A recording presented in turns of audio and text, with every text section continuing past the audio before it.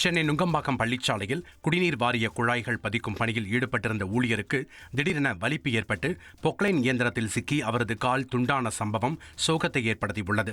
இந்த பணியில் சுமார் 5க்கும் மேற்பட்ட ஊழியர்கள் பணியாற்றி வந்த நிலையில் அதே பகுதியைச் சேர்ந்த கூலி தொழிலாளி ரமேஷ் பள்ளம் தோண்டும் பணியில் ஈடுபட்டுக் கொண்டிருந்த போது அவருக்கு வலிப்பு ஏற்பட்டுள்ளது. இதில் ரமேஷ் கீழே விழுந்ததில் பொக்லைன் இயந்திரத்தில் அவரது கால் சிக்கி துண்டானது.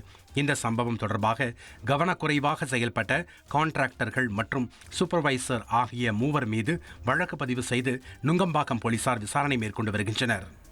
தென்காசி மாவட்டம் சங்கரன்கோவில் அருகே மனைவியை கொலை செய்துவிட்டு தற்கொலை என நாடகமாடிய கணவன் கைது செய்யப்பட்டார்.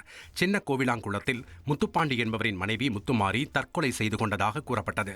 இதனிடையே பெண்ணின் மரணத்தில் சந்தேகம் இருப்பதாக அவரது உறவினர்கள் குற்றம் சாட்டிய நிலையில் கணவர் முத்துப்பாண்டியிடம் போலீசார் விசாரணை நடத்தினர். அப்போது நடத்தையில் சந்தேகப்பட்டு மனைவியை தலையணையால் அழுத்தி கொலை செய்ததை அவர் ஒப்புக்கொண்டார்.